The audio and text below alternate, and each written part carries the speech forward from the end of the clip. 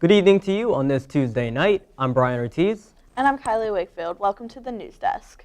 A woman opened fire with a handgun at YouTube's headquarters in California on April 3rd, shooting 3 people, one of whom was critically injured before killing herself, the authorities said. Authorities identified the attacker as Nasim Aghnam, who was in her late 30s.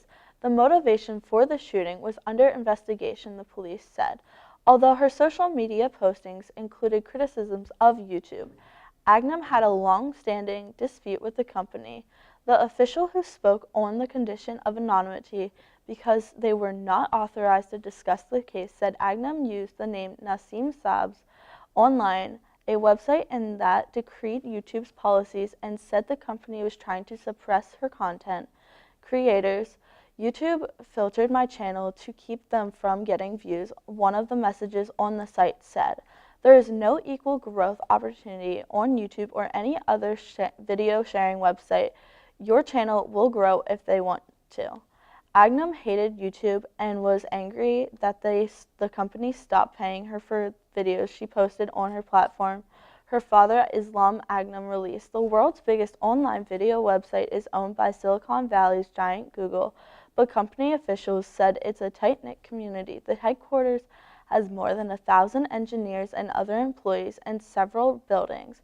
Today, it feels like the entire community of YouTube, all of the employees, were victims of this crime, said Chris Dale, a spokesman for YouTube. President Trump has imposed tariffs on China for as much as $60 billion worth of Chinese goods to combat the rising threat from a nation that the White House has called an economic enemy. The measures are Mr. Trump's strongest trade action yet against a country that he says is responsible for thousands of lost American jobs and billions in lost revenues. Financial markets plunged on fears of a potential trade war between the world's 2 largest economies, with the S&P 500 stock index dropping by 2.5%. The White House said it was taking action in retaliation for China's use of pressure and intimidation to obtain American technology and trade secrets. The measures include a significant change in Mr. Trump's looming steel and aluminum tariffs that would aim them primarily at China. After Mr. Trump announced the moves, China's Ministry of Commerce said that it was imposing tariffs of its own on 128 products from the United States, like nuts, wine, and pork, that it valued at about $3 billion. China urged the Trump administration to resolve differences through dialogue to avoid damage to the broader picture of Chinese-U.S. cooperation. The president's actions fulfill his frequent campaign pledge to demand fair trade deals with nations around the globe and to retaliate against trading partners if the United States does not secure better agreements. A United States Air Force F-16 assigned to Neals Air Force Base in Nevada crashed outside of Las Vegas on Wednesday morning, and the 3rd aircraft crash in 2 days. The pilot was killed in the crash, the Air Force confirmed in a statement. He was a member of the Air Force Thunderbirds demonstration squadron. The F-16 crashed during a routine aerial demonstration training flight, and the cause of the crash is under investigation, according to the Air Force statement.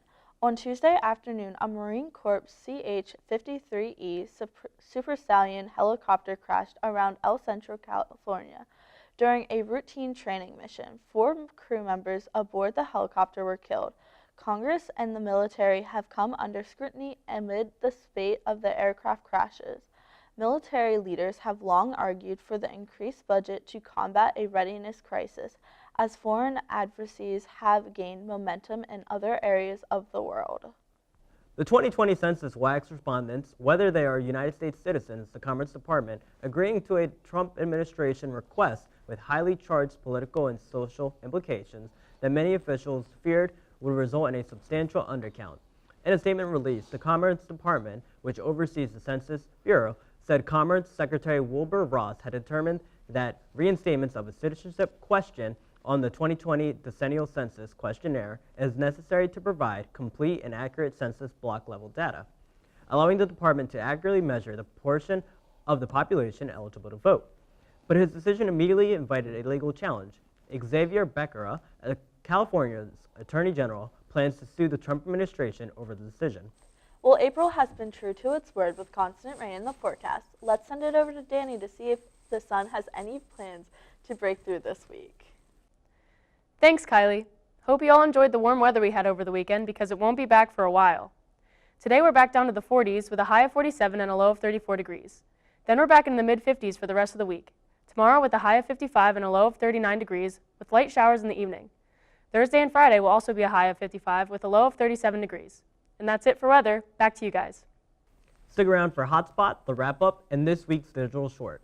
I'm Brian Ortiz. And I'm Kylie Wakefield. Thank you for watching the News Desk and have a great night.